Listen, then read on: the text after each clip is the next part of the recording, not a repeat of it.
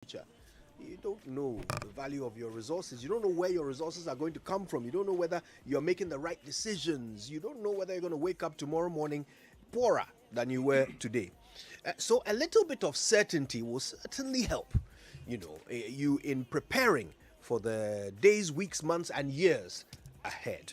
Well, that's what we're bringing you today. A conversation that started last week, Thursday, outlining the facts of what will happen to your investments. That conversation concludes today in the best way possible with your questions being answered right here by our guests. And Reverend Ubami Tete has made the time to be with us today. He's the Director General for the Securities and Exchange Commission. So he's got all the answers to your questions from the regulator point of view.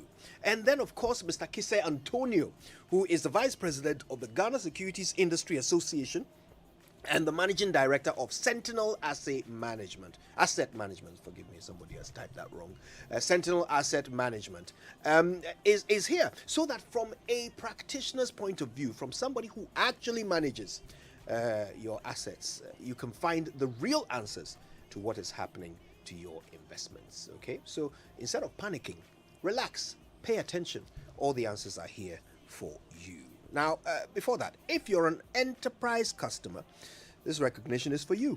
The recent accolades that they've received are indicative of the huge role that you play in their business as they continue to serve you better. In the prestigious Ghana Club 100, 4 of their subsidiaries, Enterprise Insurance, Enterprise Life, Enterprise Trustees, and Acacia, earned their respective positions as top companies. Again, in the recent CIMG Awards, Enterprise Insurance was retained in the CIMG Hall of Fame for the 6th consecutive time. Enterprise Life was adjudged the Life Insurance Company of the Year, and Enterprise Trustees the Corporate Trustees Company of the Year. They dedicate these awards to you, their valued customer. Dream big with Enterprise, your advantage. Now, the Office of the Registrar of Companies, ORC, formerly Registrar General's Department, will be increasing the renewal fees for businesses and penalty for companies in default effective January 2023. Their cherished clients are therefore entreated to file their annual returns and renew their businesses by the 31st of December 2022 to avoid paying the penalty or get their companies struck off the register for default. Please be reminded that the fee for filing annual returns and renewal of sole proprietorship businesses is 50 Ghana cedis and 25 Ghana cedis per year, respectively. Penalty for late filing of companies only, including churches, associations, unions, foundations, schools, etc., is a flat fee of 500 Ghana cedis. Partnerships should be renewed at 50 Ghana cedis. Locate their offices at the Registrar General's Department premises or call them on 055 765 3130. You can also try 030 266 8160. Why don't you follow them on social media? They are at ORC Ghana, or just go to orc.gov.gh. rgd.gov.gh is also a working website. ORC, bringing efficiency to business registration and regulation in Ghana. Don't forget to enter the Richoko essay competition. They are still making the best beverage from the finest Ghanaian cocoa. So the National Essay Competition could win you a total of 100,000 Ghana cedis in cash prizes for all junior high and upper primary pupils. So first, you write an essay. Just describe 5 things that you'd like to see to improve access to basic education in Ghana. Your essay must be handwritten with no less than 750 words for junior high and no less than 600 words for upper primary pupils. Submit your essay along with empty packs of either Richoko 1 kilogram or 500 gram, or 5 packs of Richoko 20 gram, and complete the contact information and then send it to selected vantage points across the country. The deadline for submissions is the 19th of November 2022. So why don't you go to Richoko's Facebook and Instagram pages for more details. Terms and conditions apply. You can drop off your entry at Cadbury Ghana head office in Accra, High Street, or at Kaneshi, East Legon, Teshi, Frafraha, Medina, La Paz, or Kiseman, Melcoms.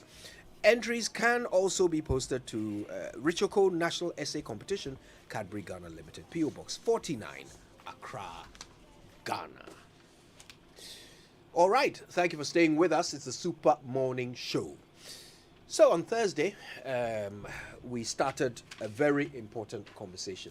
SEC issued a directive on the 20th of October instructing market operators to use the mark-to-market valuation method in valuation of investment assets or securities and portfolios in the securities sector. Now, the SEC also issued a public notice, okay, that was on the 4th of November, informing the public of its directive and circulated frequently asked questions to further provide clarity on the matter. So SEC has been engaging the media on different channels since the 7th all the way up till the 11th of November. Now, on Thursday the 10th, they were here. The Director General was on the Super Morning Show, and they were here to discuss the directive that SEC had issued and all the recent happenings in the securities market. On that occasion, he also came with the Vice President of the Ghana Securities Industry Association and the Managing Director of Sentinel Asset Management, Mr. Kese Antonio. Well, they're back, and we're very happy to have them. Good morning, gentlemen. Good morning. Good morning. We're so grateful. I mean, this is such an important conversation. Absolutely. And I think today's leg of it is even more important because we get the chance to address people's specific questions, So I think we will start by quickly recapping what has happened. Okay, SEC has taken some actions recently. You issued the directive. There was a public notice. There was frequently asked questions. So walk us through what you've done and why it was necessary. Right. Thank you, and good morning to your listeners. So if you permit me, I'd like to just take a few steps back just so that people can understand.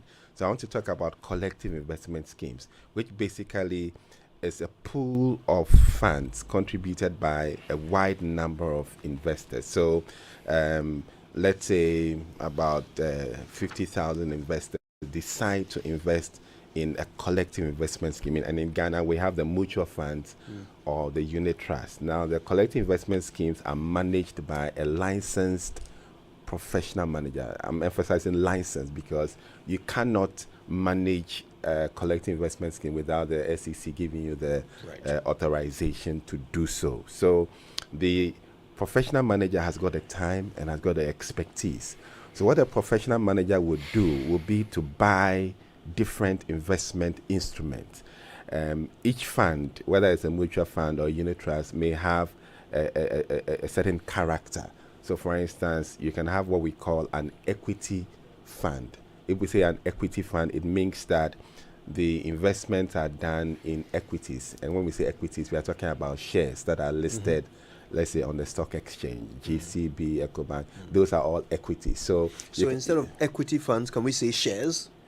Or are they not always shares? Well, it's used interchangeably, but you find that typically in the industry they will talk about an equity fund. Yes. But you the industry players say equity fund. Yes, but we, the average Ghanaians, we say shares, right? Yes. Good. So you can have that portfolio. Then you can have a fixed income fund or a money market fund.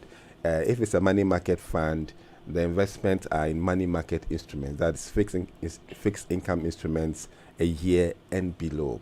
But a fixed income fund would go beyond, a year. It may have some short term, but it will also have the long term. So that's where the bonds will come in 2 year, 3 year, 5 year, and so on and so forth. So what the portfolio, the fund manager is supposed to do is that at the end of every day, you're supposed to value the assets. So if you have bought X number of instruments, whether it's shares or a fixed income or even a combination, at the end of the day, by the regulations, the fund manager is supposed to set out the price of the fund or the unit trust.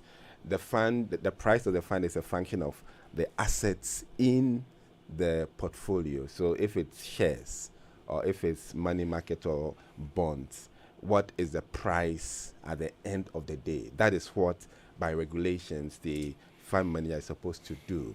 Now, if you're managing a shares fund, equity fund, at the end of the day, you'll go to the Ghana Stock Exchange. That would give you the closing prices of each of the shares. So if you have bought Farm Milk, you have EcoBank, you have Ghana Commercial Bank, whatever shares you have, you take the closing prices, and that helps you to do the valuation of your equities. Now, if you have a fixed income portfolio, traditionally you find that the fund managers will use the what you call the face value, especially because they are holding to maturity. Okay, but there's also the If you can explain that. okay. So if you buy, let's say, a 2-year bond, it has a maturity. It means that in 2 years, that bond would mature. If it's a 5-year bond, the maturity is 5 years. But with shares, there's no maturity.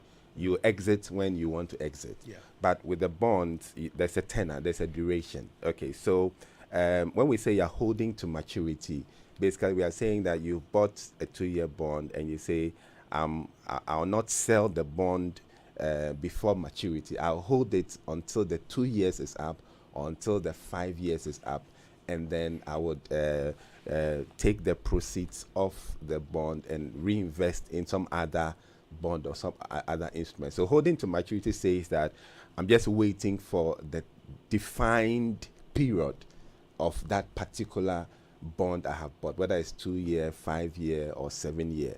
But the issue is that it is possible to trade that bond in between, when you buy it and when it matures. But when we say you're holding to maturity, basically you're saying that I just want to collect the interest payments along the tenor of the bond, and then when it matures, I get my principal back. Then I decide what to do. Okay, so that's the holding to maturity. So coming back to the valuation which the fund managers are supposed to do, you can, with the fixed income portfolios, typically they've been doing the holding to maturity. So the valuation is based on the face value, that's what was bought, and then accrued interest over the duration. Okay. Now, when we talk about mark to market, what we are saying is that just as shares have prices, and the prices can change in a day, in a week. There is no limit on how the price of shares can change. We're also saying that bond prices can also change. Now, the bond price typically has an inverse relationship with the interest rates. So when interest rates go up, you find that bond prices go down. Right. And when interest rates go down, bond prices go up. So if you are holding to maturity, the valuation will be different from if you are marking to market. Marking to market basically saying that use the prevailing market price of the bond. And so in an era where interest rates have gone up, you find that the bond price would come down. But you see, until you sell the bond, you are not going to realize the drop. Okay, so and maybe let me give this illustration. So let's say before SEC came up with that directive, you have a portfolio of fixed income instruments, 2-year bonds, you have some treasury bills, you have some 5-year bonds, 7-year bonds, and you are using the hold to maturity. So you're using the face value approach. Then SEC came up with a directive that use mark to market. Now, what you should understand is that the instrument or the assets in your portfolio hasn't changed. Okay. The directive didn't change the assets. Okay. They are what they are. What the directive is saying is that now, instead of just using the face value or the amortization approach to valuing the portfolio, now mark it to the market. And the reason why we did that is that, you see, when you have to sell a security. Okay, let me take a step back. Now, the regulations require fund managers to make a provision for liquidity. So they are told, if you look in LI 1695, fund managers are told that keep up to 5% of the assets of the fund in cash or near cash instruments to take care of redemption requests. So that's up to 5%. Yes. So if, let's say, any investor wants to take out money, you should have that proportion. But when you have a situation where the redemptions are so high, you find that that 5% would not suffice. So what are the options that the fund manager has? The regulations say that you can borrow to pay the redemptions, but you can also sell securities. Now, in a situation where interest rates have gone up and you're managing a bond portfolio, and the provision you've made for liquidity is not adequate to meet the redemption request, it means you have to go and sell. And let's say you can't borrow, or if you've even borrowed, you have to sell securities. If you are selling the security, you will not sell at the face value. You will sell at the market value, because you go to the market to sell. Okay, so the essence of the directive is to make sure that fund managers provide a fair and transparent valuation of the portfolio, so that if you are in a portfolio, you are an investor and you are going out, you go out at a fair value. If you are also coming in, you come in at a fair value. If you are already in, the valuation is also fair.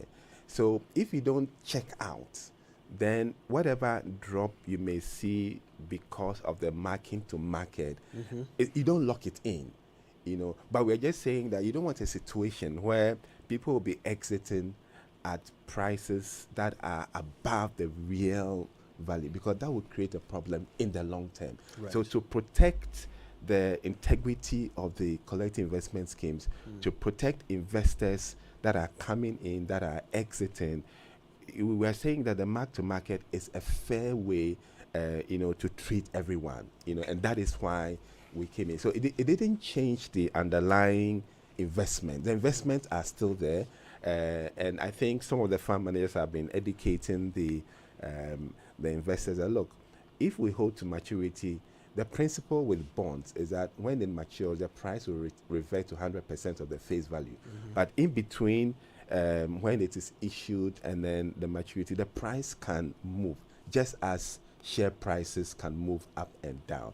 So I think it's a question of understanding, the fact that it's a valuation method which is fair and which really indicates the prevailing market price. That really is what it is. Just as an fact-finding for me. So before the directive was issued, were there some, asset managers and fund managers who were paying above the market value when people came to disinvest? So I'll answer it this way. So before the directive, there were some fund managers that were already marking to market, and some that were doing the hold to maturity, to value their assets. Remember also that I said that each fund manager is required by the regulations to have a provision up to 5% of the assets of the scheme to meet redemption. So, for instance, if they are working within that 5% rate, and they don't have to sell securities, and they are using the hold to maturity or amortization approach. To answer your question, yes, they'll go at the hold to maturity or the amortized level and not the market level. But to prevent a situation where as redemptions increase, then people go out at the elevated price, especially when securities are being sold, that can be a problem. And so to avert that, we said no. Make sure that you are marking to market. You see, because if you have already made a provision in terms of that liquidity, you are not selling securities, so it doesn't adversely affect those who are already in the scheme. Right. Okay. I think this is a great time to bring you in, Kisa. And by the way, if you just joined us, we're continuing that all-important conversation that started last week, Thursday. It's all about the directive issued by SEC on the 20th of October, instructing market operators to use the mark-to-market valuation method when they are valuing investments, assets, or securities and portfolios in the securities sector. And of course, following that, SEC has been engaging the media. They were here last Thursday, and they're back today so that they can answer your questions. So we're just getting a general feel of the situation before your questions come in. So, Mr. Antonio, I'm interested in whether or not there are some benefits to the investor of this, mark-to-market application. As an investor, what's the plus for me? No, there are obviously pluses, and like Reverend Ogbami Tete was saying, investors enter and exit these funds at very transparent prices, which are the market prices. Like what he said earlier, if in the current situation we are in, if investors were to exit using the hold to maturity valuation methodology, which a lot of the fund managers were using, what happens is that you have some of these subscribers to these collective investment schemes exiting at higher prices relative to the market value, the true market value they should have in those schemes. So then what happens is that those who are being left behind now have a less than proportionate share of their interest, of the market value of their interest in the scheme. So that benefits them. Now, we are in a high interest rates environment, asset prices are depressed. But when asset prices, interest rates go down, asset prices will go up. Yeah. And then we could have a situation where securities issued around this time will be trading at a premium, not at a discount like most bond instruments are doing now. But this time they'll be trading at a premium. And then they get the upside, from the securities trading at a premium. Right. So I think that benefits them. And I mean, globally, the mark-to-market valuation methodology is the standard used when you have financial assets and liabilities which fluctuate in value. So I think this is a good step, and I think in the long run, it's going to benefit investors. I mean, it's rather unfortunate that it's coming out now where asset prices are depressed, so a lot of people are seeing maybe paper losses. But we keep telling our clients, and the SEC keeps espousing, when you have these losses on paper, they are just paper losses. You only crystallize these losses when you decide to exit. So if you don't have use of the funds, just be patient, keep it in, because all this panic where people keep it heading for the exit door rather hurts everyone in the long run. Let's talk about that. People heading for the exit door. Reverend Obamutata explained that by regulation you're supposed to keep up to 5% of the fund in cash for redemption. Are you experiencing situations where investors are experiencing delays in redeeming their request because of some liquidity constraints? The simple answer is yes. And there's a reason for that. Okay, a lot of these investors are experiencing delays because of liquidity challenges. For fund managers to exit these securities, there needs to be a buyer. Okay, now there's a lot of uncertainty when it comes to government securities. I mean, let's call a spade a spade. There's a lot of talk about debt restructuring. I don't think we are there yet. I mean, what the conversation is now centered on debt sustainability. As to whether there will be a debt restructuring or not, I guess the future will tell. Yeah. But the thing is that because of all this uncertainty, you are not getting buyers for some of these instruments on the market. So these fund managers can only pay back these investments, when they're able to get buyers for these instruments, and that is what is causing the delays. And it's rather unfortunate that people who say fund managers have stolen their money, this and that. That is not the situation. The situation is that there are certain liquidity challenges, which I must admit there's some work going on to address those liquidity challenges. And I'm not saying it because Rev is here, but I know that maybe he can espouse more on that. But there are certain actions which are being taken to address the challenges. So Kojo, if I can just top up, yes, the essence or one of the key advantages of having the secondary market is to provide liquidity where people can exit. Now, I can tell you that liquidity generally has been one of the challenges of the capital market in Ghana.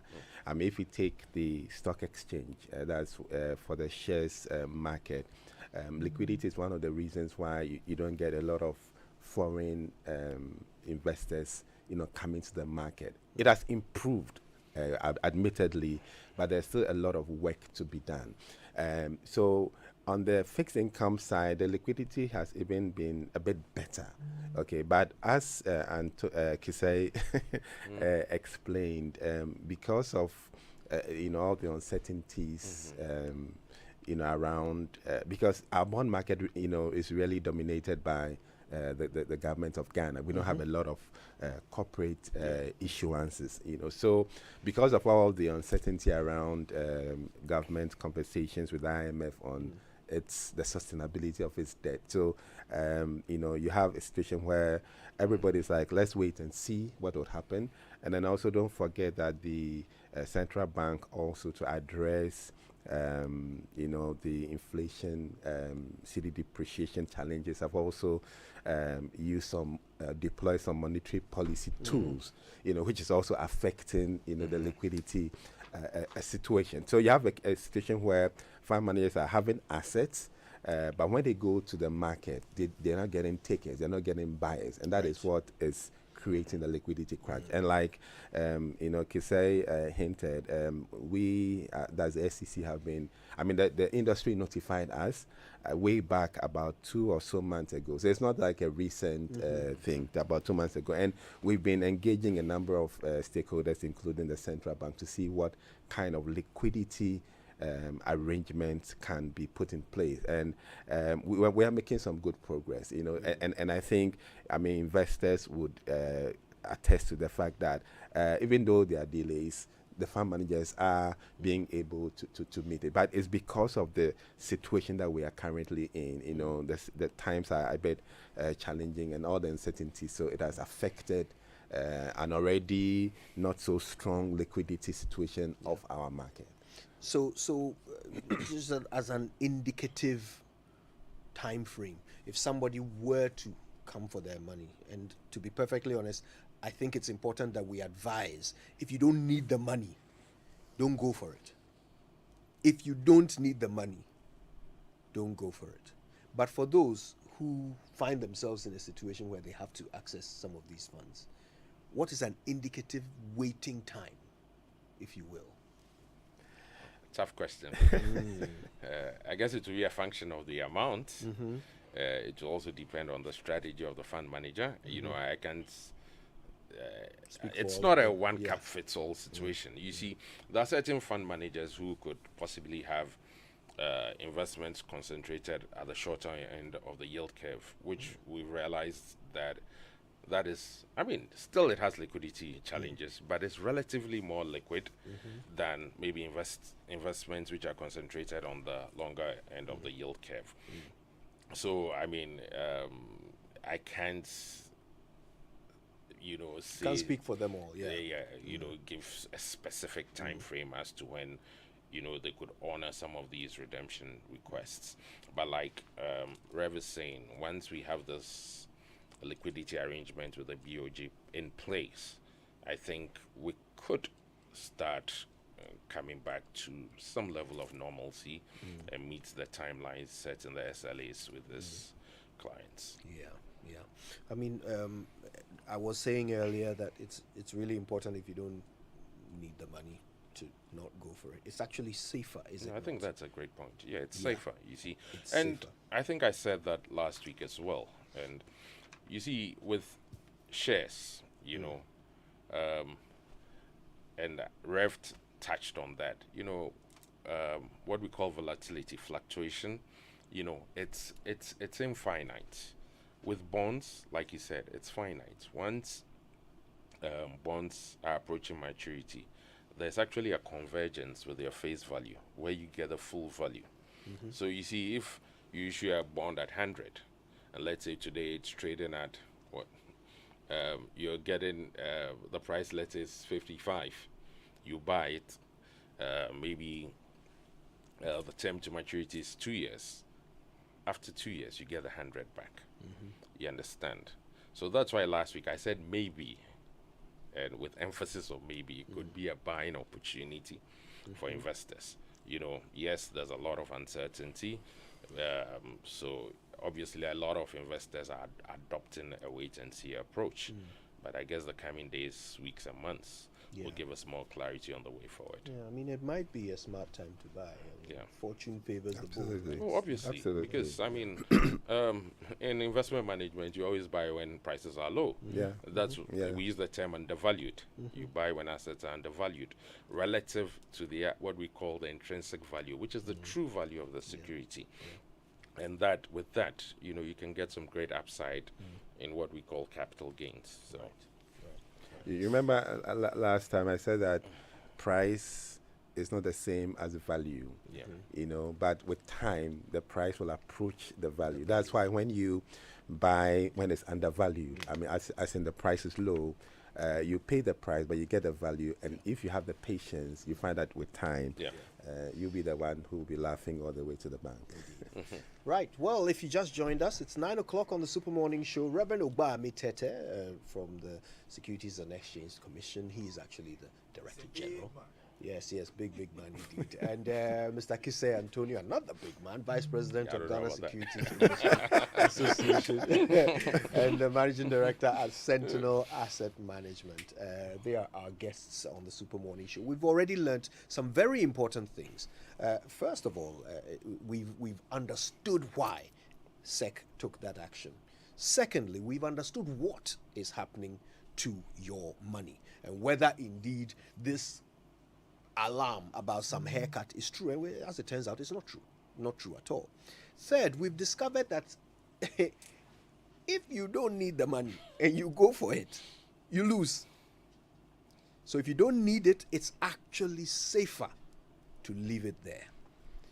And of course, we've also discovered that in practical terms, there is a delay in disinvesting your money and providing you with your cash. And that delay is because something has to be sold in order for that money to be acquired for you.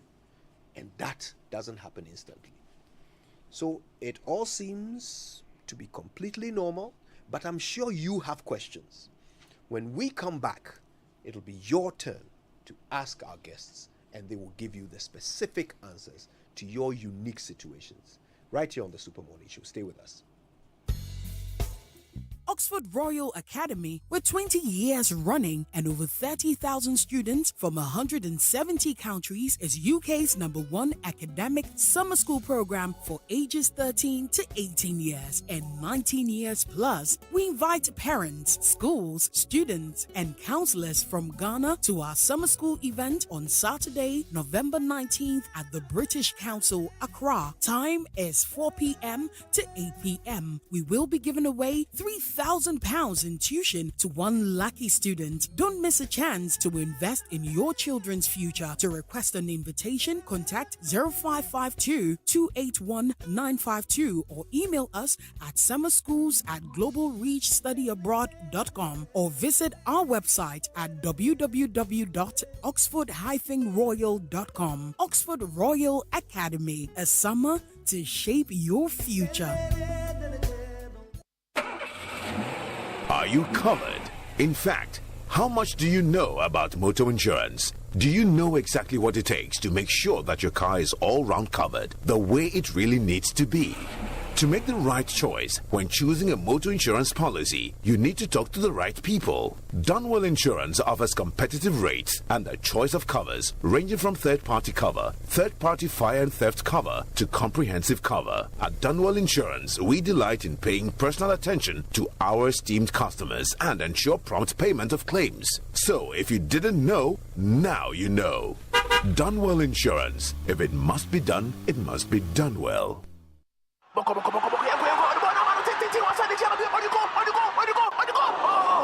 Stop lying to us. Stop deceiving us. He was not even close to the pole. That is why I bought this Samsung television. This football season, it is Samsung all the way. Enjoy massive discount, up to 15% discount on selected items.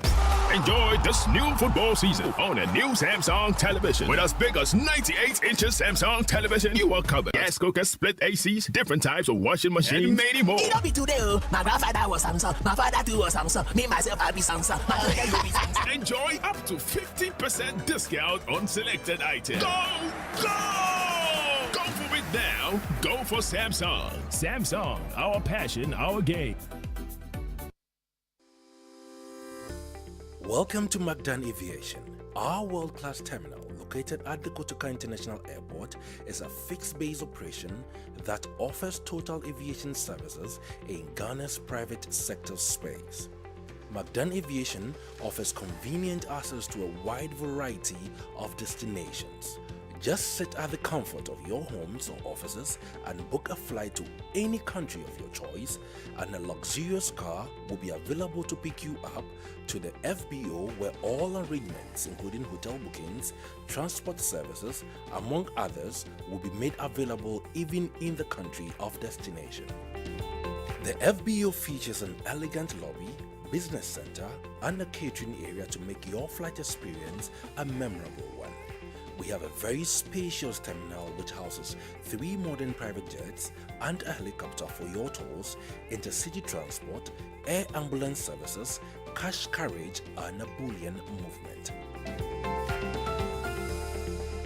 Wherever you need to travel, Magdan Aviation has got you. Safety is a hallmark at Magdan. From our dedicated customer service team to the flight staff, every employee puts the safety and security of our clients first.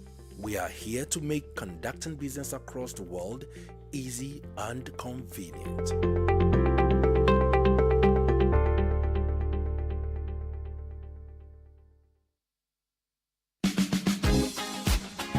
Kofi, your ceiling be smooth, bright and fine, Papa. That's an understatement. It dey blink like 80 carats white gold. This be Interface plasterboard ceilings. Smooth, bright, and long-lasting. Everybody wey dey come here, they fill am. Where they direct them go Interface Limited for world-class quality. If you're involved in new property development, renovation, or decoration, the right place for you is Interface Limited. Call us on 0274 999999 or visit our website at www.interfacelimited.net. Facebook, Interface Limited GH. Instagram, interface.limited.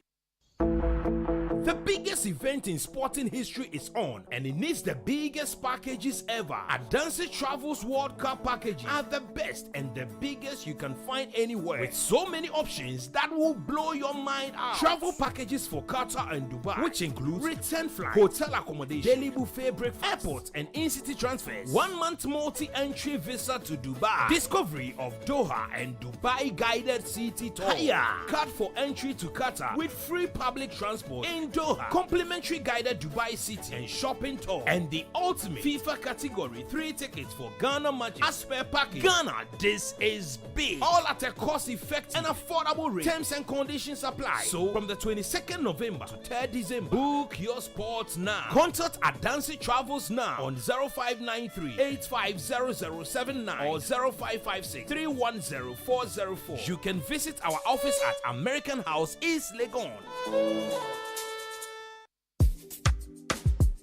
You are struggling to complete your housing project. I hear Kwame's apartment complex is also deteriorating instead of reaching completion, and he doesn't know what to do. I have good news for you. Tesprom Estate Limited. They have solutions to your building problems. Tesprom Estate Limited will build or complete your house for you in 1 year. Yes, 1 year. And they will give you 15 years to pay up. Call Tesprom now for inquiries on 054 9642 177 or send them a WhatsApp 0241 237379.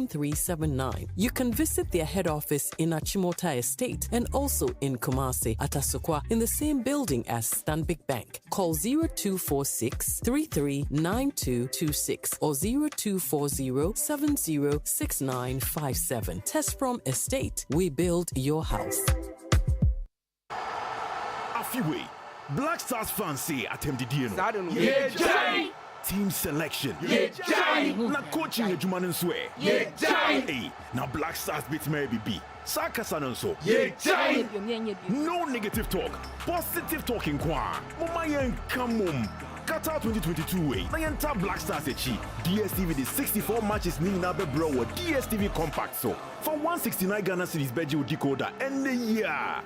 Ghana, it's our moment. Ah, now Jordan, are you correct? Hey, Masa. Yejai. Coffee in your cup. Enjoy on the set. The Super Morning Show is always the best bet on Joy 99.7 FM. Coffee in your cup. Enjoy on the set. The Super Morning Show is always the best bet on Joy 99.7 FM. All right, you're welcome back. It's 9:09 on the Super Morning Show, and we promised you clarity. We were delivering. Our guests on the show today, helping us understand exactly what's happening with your investments, removing any shred of doubt. Because when it comes to money, doubt is the enemy. So we're giving you certainty. Our guest, Reverend Reverend Ogbami Tete, and Mr. Kise Antonio are helping us understand what is happening with your investments. Why that directive from the Securities and Exchange Commission? And what does it mean for the money that you have invested with your fund managers? And indeed, is there some haircut going on? As it turns out, no, Afro is still in fashion.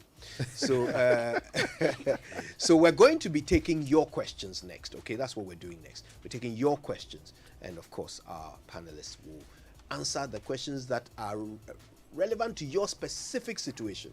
Okay, have you heard something about your own investment? Have you heard something about your fund manager? Have you heard something about the institution where you have placed your investments? You'll hear the answers here on the Super Morning Show. Now, before we get to your questions, Tesprom Estates Limited is now located behind Achimota Melcom near Adat Water Services. Tesprom Estates Limited still builds your house in 1 year and you pay in installments for 15 years. For inquiries, call Tesprom Estates Limited on 0240 706 957 or you can try 0246 339 226. Tesprom Estates Limited. We build your house in 1 year and you pay in 15. Now, Heritage Christian College is an institution I want you to check out. These guys are a university set up to provide the missing link in tertiary education through creative pursuits in entrepreneurship, technology, and ethics. HCC is affiliated to KNUST and is accredited by G-Tech. So you can get business administration, information technology, theology, ICA, CIMG, CIHRM, ICM, and media short courses, as well as bachelor's degrees and so forth in business administration and information technology. Now, this is why they are unique. Entrepreneurship training is available with financial support. They also have a one student, one laptop policy, where terms and conditions apply, and a 24/7 internet access. It's affordable with flexible fee structure and scholarships. To qualify, all you need is WASI or ABCE or GBCE. You can also come in with HND or diploma, or as a mature student, 25 years or above. They are in Amasaman behind the Olympic Stadium. Call them on 054 7777 731 or 020 2298 399. Dial star 789 star 300 hash for online serial number and just go to hcuc.edu.gh to apply for a 50% tuition waiver for all freshers. HCC, a university educating compassionate entrepreneurial leaders. It's the Super Morning Show on Joy. In a moment, we'll be taking your questions for Reverend Ugbami Tete and Mr. Kise Antonio. Stay tuned and get ready. We'll give you the number in just a moment so you can start dialing. But don't forget to use Twitter as well. Use the hashtag JoySMS. Send through your questions or send them on WhatsApp to 055 1111997 and we will ask them on your behalf. Are you sinking in your bed?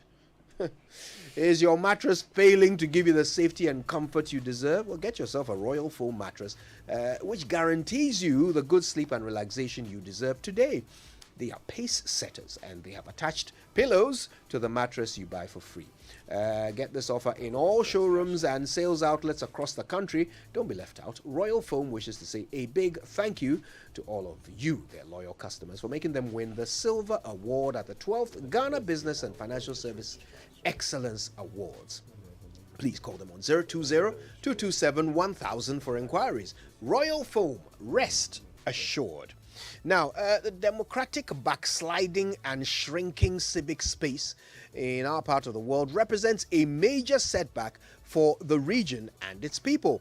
This year's edition of CDD Ghana's flagship Krontini Akwemu Democracy and Good Governance public lecture will be a platform for us all to deliberate on these evolving issues. The director of the Center for Democracy and Development, CDD West Africa, Ms. Idiat Hassan, delivers the lecture on the theme, The Evolution of the Civic Space in Modern African Democracy.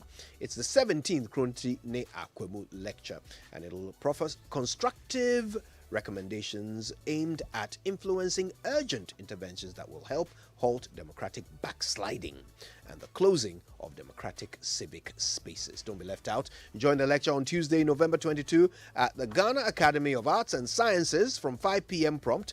For more details, why don't you call David on 059-691-3690 or just go to CDD Ghana's website. Okay. It's time for your questions on the Super Morning Show. Call us 0302-216-541 and 055-1111-997. We want to hear from you. We want to take your questions so that our guests can answer them specifically. What is on your mind? What are you worried about? What are you uncertain about when it comes to your investments? Are you worried? Call us 0302-216-541 or 055-1111-997. Our first caller is Justice. Justice, good morning. Where are you calling us from? Hello, Justice. Do we have Justice on the line? Right. It would appear that that line is not quite clear, but listen, some of your questions have been coming through. Edem Kojo in East Legon says, where are the fund managers of these funds? Well, one of them is here. Secondly, I want to ask the regulator, what are their plans to prevent or stop the big traders or brokers from profiteering? Because a few of them are manipulating the market at the expense of investors who genuinely need liquidity to survive, to support the current economic woes for survival. Lastly, what's happening to depositors' money at GCB Capital? Okay, so a few questions there. I think we can get started with these. Yes, so one of the functions of the SEC is to ensure that we monitor the market and make sure that there is no manipulation. So if the questioner is saying that there is some manipulation, I think that what it can do is to provide the SEC with some details, because when we get such information, we'll do the investigation, because market manipulation is one of the very serious infractions, about against the efficiency or transparency of the market. So we'll be happy to get additional information to execute it. Then there was a question about what is happening to depositors' funds with GCB Capital. I would have been happier if the questioner had been more specific on what it is, because GCB Capital is a licensed fund manager. They may have a number of products, but the point is, when you have any issue with any of our licensed operators, please send your complaint to the SEC, and then we can address it. So if there's a particular issue, you can go to our website, www.sec.gov.gh, and you can send an email also, info@sec.gov.gh, and then we will take it up and address it. Thanks for that. Okay, let's go back to the phone lines. Tom is in Westland. Good morning. Good morning. Thanks for waiting. So what's your question? What I would like to find out from Reverend Bamitete is that I have invested in the bonds, and the investment percentage was below 20%. What I would like to know now is that now that a bond has gone beyond 30%, is that going to affect me, or is still going to be the one below the 20% that I've invested? Okay, all right. Thanks for that, Tom. We'll get you an answer. Let's take a few more calls and then we'll answer all the questions. Joseph is in Sunyani. Hi, Joseph. Good morning. Good morning, Kojo. How are you? Not bad at all, Joseph. Thanks for calling. What's your question? Okay. I have a question for the Reverend Obami. I invested with Gold Coast Fund Management. And following the financial sector cleanup, as I speak to you now, even though there was a promise from Reverend Obami that those of us who invested with Gold Coast Fund Management were going to have our monies paid to us. As I speak to you now, we have still not received our payment. And what baffles a lot of us is that this initiative to clean up the sector came from you, the regulator. So the question we are asking is that, what is the crime that we committed as innocent investors? Because if we went in to invest in a sector that was being regulated, how come that a cleanup of the sector should lead to me, the owner, again, losing my funds just like that? Some of my colleagues invested way in excess of 20 million Ghana cedis. And it is interesting to know that some of these my colleagues have still not received their money up to date. So we want to know from Reverend Obama, what is the status of those of us who invested with Gold Coast Fund Management? Okay. Thank you, Joseph. Thanks for calling us. Let's go to Tema. Lawrence is on the line. Hi, Lawrence. Good morning. Good morning. Thanks for calling us. I have a question for Reverend Obami. Okay. The regulator of this fund manager. I'm a pensioner presently. I have investment with National Trust Holdings Limited, NTAC, and for the past 2 years, they've frozen the computation of interest. Neither are they paying the principals. I did a petition to SEC, and I did a follow-up, met with Reverend Obami in his office. And courtesy demands that at least they should have replied to my letter, which up to date, as I speak with you in 2001, nothing has come from them. NTAC is not paying. You go there and they tell you stories. I just want to find out, NTAC has not been liquidated. Neither has it been declared bankrupt by SEC, nor Bank of Ghana. I just want to find out what is the situation at NTAC presently. Okay. As I'm a pensioner and I have all my investment with NTAC Holdings Limited, Company Limited. Understood. I just want to find out from Alfred, what are they doing as they... Okay. That's thanks for that. We'll get you an answer, Lawrence. Let's take one call from Achimota. It's Ben. Hi, Ben. Good morning. Good morning, Kojo. How are you doing? Not bad at all, Ben. Thanks for calling. Yeah, Kojo. My question: I invested with EcoBank EDC, Fixed Income Trust, and initially I was told that the investment was not time bound, and anytime I needed my money, I could just apply for the redemption, and they will give it back to me. Which they have always honored since 2017. I have some amount with them, close to 60,000, and last Friday I applied for redemption, only to be told that per the market to market value, my investment of 60,000 has reduced to about 39,000, which I find very strange because I know this market value that you're talking about is mostly about investments which are time bound. So I'm surprised that my investment, which I was told is more or less like savings, is now suffering this market to market value. Thank you. Okay. All right. We'll get you an answer to that. Just for the education of those of us who don't invest at EcoBank EDC, what is the name of the product you invested in? Oh, have we lost Ben? Oh, dear. All right. I think we know what it is, right? Okay, good. Isaac is in Tema. Hi, Isaac. Good morning. Hello, good morning. Yeah. Yes, my question goes to, so let me put my question across. Early this year, myself and my partner, we invested almost $500,000 in one of the local banks for 6 months.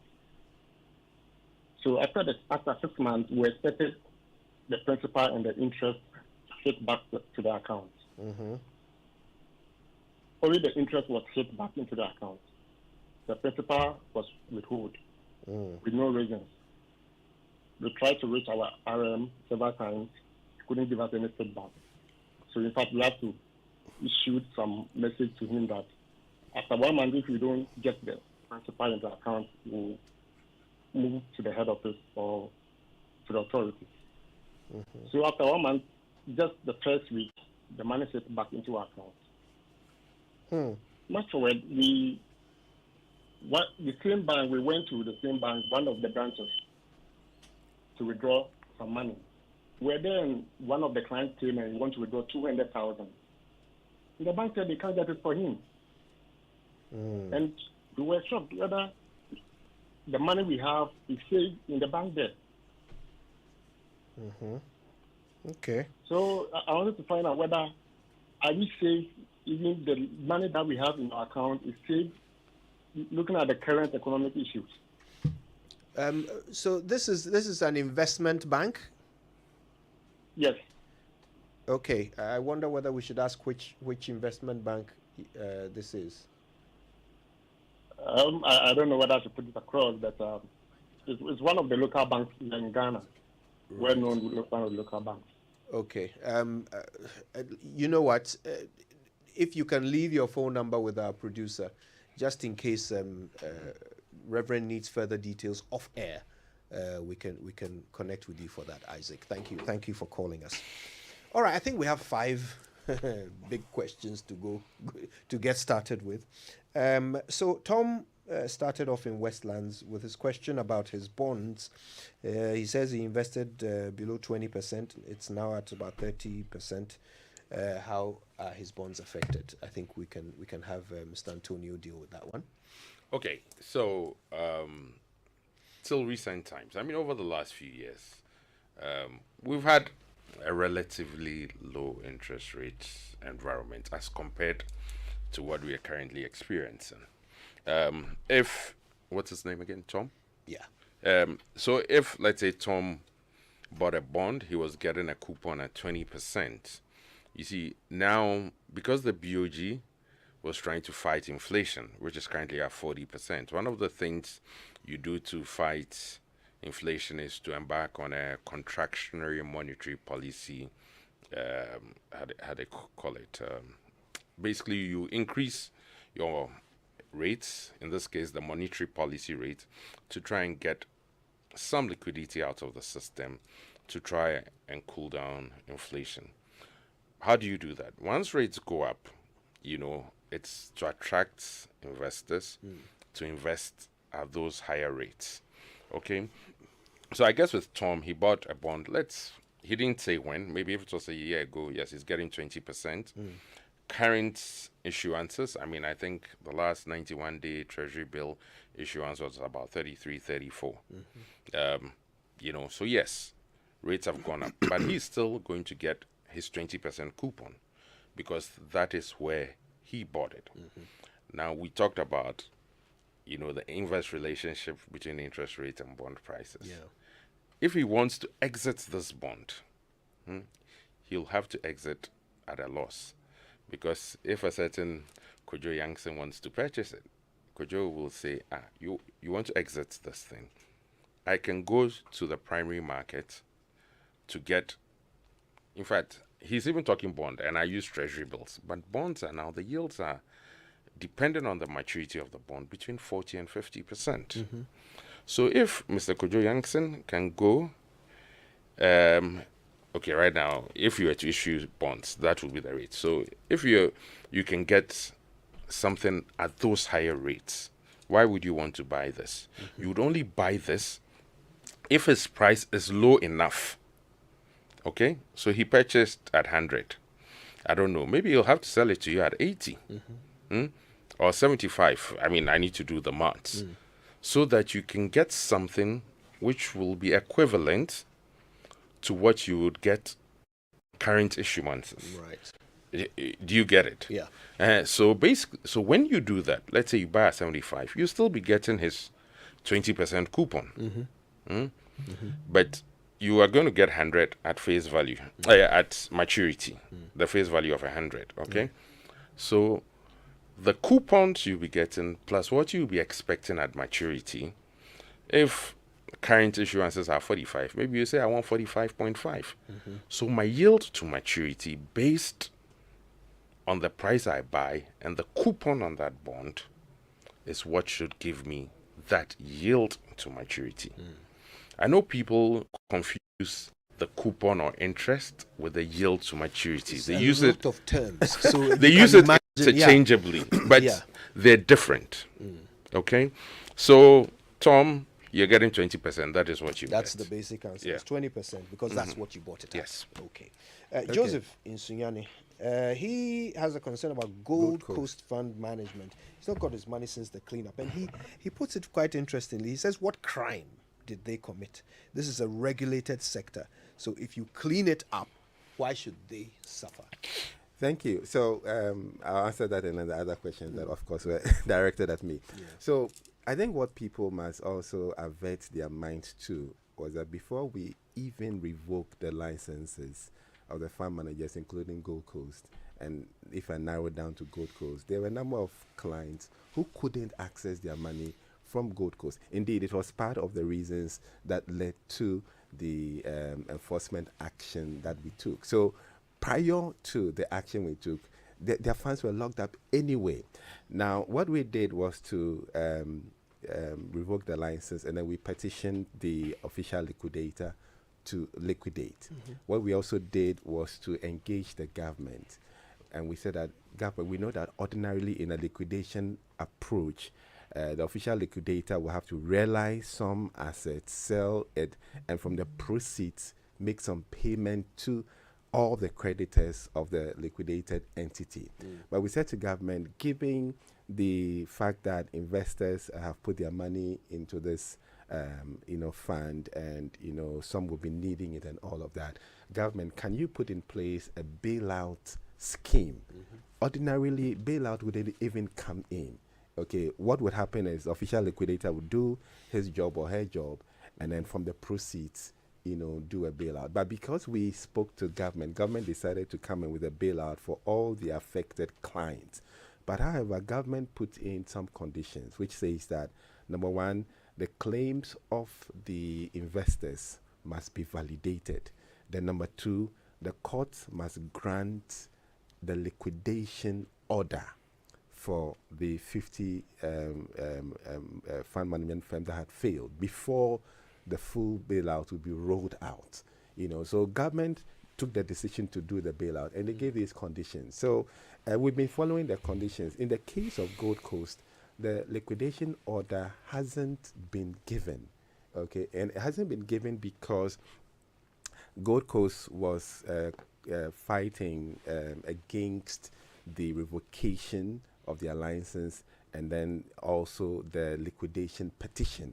So that there has been a lot of back and forth in court. So as we speak, the liquidation order hasn't been granted. And so the condition for the rollout of the full bailout hasn't been given. So it's not about discriminating against a group of people. The one who is giving the bailout says that these are my conditions. Now, let me also add that even at a point in time, the government agreed to roll out a partial bailout because at a point in time, there were quite a number of the firms that had their liquidation orders pending. And so a partial bailout was rolled out for all the investors of those funds up to 50,000 of your claim. So that has been done. However, if you have claims in excess of that, in the case of Gold Coast, so the other firms that the partial bailout was extended to that have now got the liquidation order, they've been rolled into the full bailout program. But Gold Coast is where it is because the petition is still in court. So it's not. So it's Gold Coast that is delaying. Yes. Those whose license has been revoked. Yes, because are the ones delaying the payments because they were contesting. Yeah, they were disputing the. So that really is a case about Gold Coast. Lawrence and then Lawrence, yes, pensioner invested with NTHC. There's another person who has also asked about NTHC on the text messages. Correct. What's happening there? Yeah, so we have actually received quite a bit of complaints where NTHC is concerned. We have put them under what we call heightened supervision, where we require them to report more regularly. They are having some liquidity issues. They have written to the SEC about it, and they are working around it. They are pursuing some of the investment they made to make recoveries to pay. So they regularly provide updates on recoveries they've made and payments that they have made. But clearly, they are having to deal with some counterparty defaults. If you say counterparty defaults, you are saying that, for instance, they invested monies here and there, and those entities they invested the monies with are having issues paying them back. So that's what we mean by counterparty default. So they definitely have a liquidity challenge. Like I'm saying, they've written to us, about the strategies they are using to, turn things around. I think execution has been a bit slow, but they've been reporting regularly. So yes, we are aware that they have, some liquidity Did they get issues. themselves into this situation by overexposing themselves? Did they abide by regulations, or have they been naughty? So when you have, let's say, a collective investment scheme, a mutual fund or a unit trust, we have the LI 1695. That, for instance, would indicate some restrictions when it comes to investment. You can't do beyond this exposure to a particular sector and so on and so forth. But when you are not working within the framework of a collective investment scheme, and let's say you are collecting funds from the investors, and either you have like a discretionary arrangement where you're managing it for them, the question becomes, what have they agreed with you in terms of what you should invest in? Because people would have diverse risk tolerance or appetite. Okay, so somebody may say, I can't deal with risk, invest my money in only maybe fixed income. Someone will say, well, I'm okay, you can go into unlisted equities, on unlisted bonds, and so on and so forth. So it depends on the agreement that the fund manager would get into with the asset owner or the investor. Now, in the case of NTAC, a lot of the issues that are coming up, it wasn't in their licensed collective investment scheme. They have a couple of licensed investment schemes, collective investment schemes, but these ones are funds that they took, they were managing outside of that framework. So there were no, if you like, regulations which says that you shouldn't expose the assets of the fund into this or into that. It's a question of what did they agree with the so let's say Kojo Yankton came. Kojo Yankton said, "Oh, I'm okay. Go, as far as you can. I can take the risk."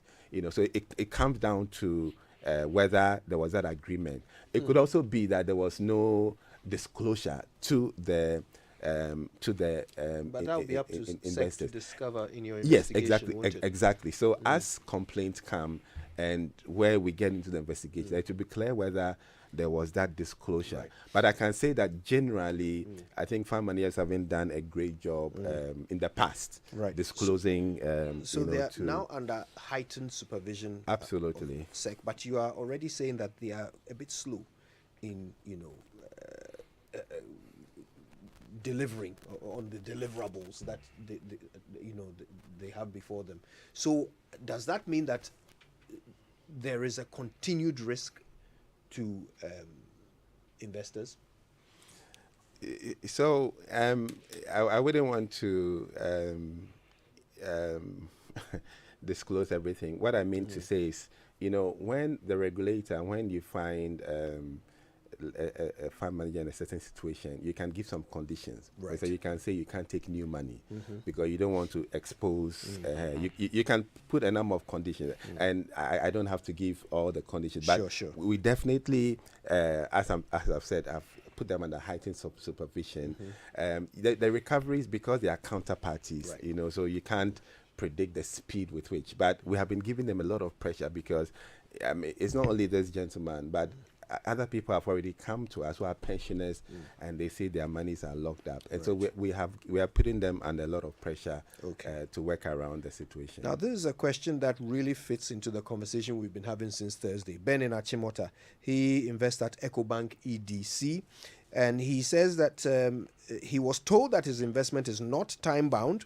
He invested about 60,000. He's now being told the value has been reduced to 30-something thousand. This sounds very much like what you've been describing, doesn't it? Yes. And let me say that, investments in collective investment schemes are not time-bound, like he was told. So when you are exiting, the question is, at the time you are exiting, what is the value of your investment? Because the way collective investment schemes work is that the price, they are supposed to publish the price every day after they've done the valuation, which is a factor of what are the assets in the scheme, what are the prevailing market price. And I think what people haven't in the past, and I think the fund managers are aware that they need to explain that more. People have been averted their minds to the fact that bond prices can also be a bit volatile, as in go up and down. I think that communication hasn't been strong, but it doesn't mean that it's not a reality that bond prices go up and down. So indeed, what he's experiencing is what we are talking about. That if you are exiting now, because they will have to sell the bond, and I think Kisei gave a very good illustration and explanation. They have to sell at a lower value for whoever is going to take it, for it to make sense to him. So it means that you have to exit at a lower value. So I think the advice is that if you don't need the money, don't exit, because if you exit, you lock in the loss. If you can look for alternative means to fund whatever you need the money for, do so, especially if you're not going to experience some pain if you do. So the point is, if you're exiting at this time from a fixed income fund that is market to market, it is what it is. The value will be reduced. Yes. All right, Isaac in Tema, he and his partner invested $500,000 in a local bank. He didn't mention the name of the bank, but he did a 6-month investment. At the maturity date, only the interest was paid, no principal. He had to go and threaten the relationship manager who had gone silent, and eventually, after a month, they saw the money in their account. Went to withdraw it, and while he was there was another client trying to get 200,000 cedis, and they couldn't provide it. He didn't mention the name of the bank, but a situation like this, where he had to go and threaten them before they gave him back his principal at maturity. What was that about? So He didn't give the details, and of course he didn't want to go to market because of the nature of the matter. But I suspect it may be not one of the licensed operators under the SEC. It may be either maybe one of the savings and loans or one of the institutions under the supervision of the Bank of Ghana. Right. I think there are mechanisms for redress. So if it's an institution regulated by the Bank of Ghana, again, you can submit your complaint.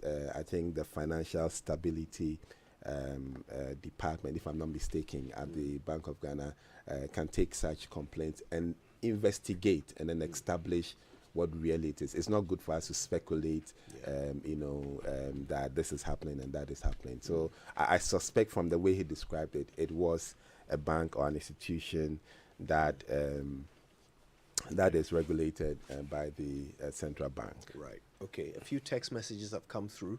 Stephen in Kumasi says, from your discussion, the SEC director is telling us that because they are using the mark-to-market valuation, that is why we are getting these unrealized losses on our investment because of the decline of bond price. I suppose he's seeking clarification. We'll get that for you in a moment. Let's read a few more. This one also from Stephen. When the bond prices appreciate, will they continue applying the mark-to-market valuation? Okay, so that's his question. Good, we get that. Why didn't SEC ensure that the investment firms use mark-to-market valuation when bond prices were performing well? Okay, so I think if you look at the directive, we are saying that with immediate effect, fund managers should use the mark-to-market valuation method. What that means is that going forward, so when you get to a stage where bond prices are going up, that's what will happen. What we are going to achieve with this is to let investors appreciate, how their investments are performing. When you take an investment, you are taking some risk. And I think this would also bring out the fact that, well, if you can deal with, the volatility associated with a particular investment or asset class, then you go for the one that you can handle. For instance, if you take a money market fund is not likely to exhibit a lot of volatility. So you might find people who say, well, I can't deal with this. They can gravitate towards that. And remember, the kind of risk you take also is commensurate with the kind of return you can take, and vice versa. In other words, if you want high return, then you must be ready for high risk.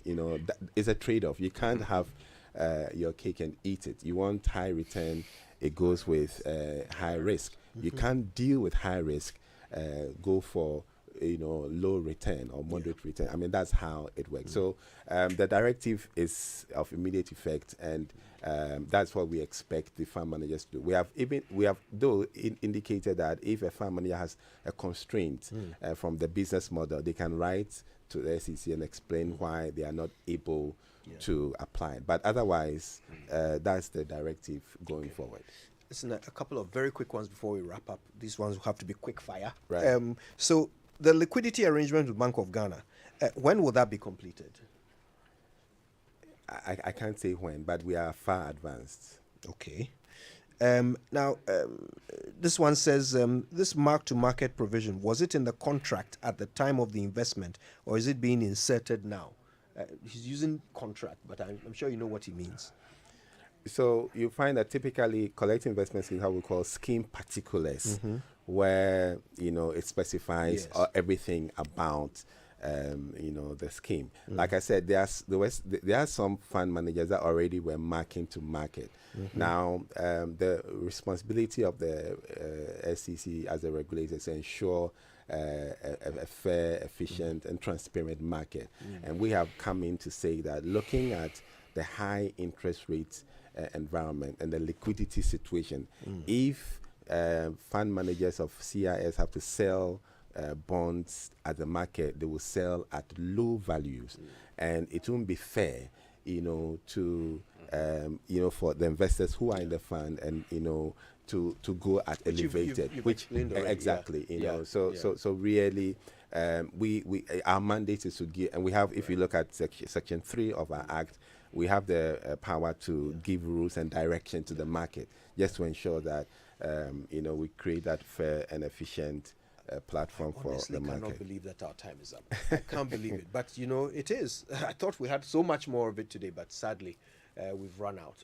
I can't thank you enough, Reverend Ugbami Tete, Director General of SEC, and Mr. Kise Antonio, Vice President of Ghana Securities Industry Association and Managing Director of Sentinel Asset Management. We thank you both so much for your time with us. My pleasure. Very enlightening. You're welcome, Kujo. All right, it's a Super Morning Show. More to come.